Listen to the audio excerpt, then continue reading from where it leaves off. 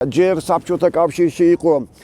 საქართველოს არ იყო გამოსული და სტამბოლის პოლიტიკური მეცნიერების ფაკულტეტში ვსწავლობდი მაშინ 20 წლის 22 წლის ვიყავი და ერთხელ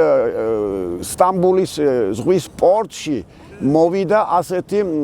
სამგზავრო რუსული საბჭოთა კავშირის გემი სამგზავრო გემი და მე რო ახლა შორიდან შევხედე სახელი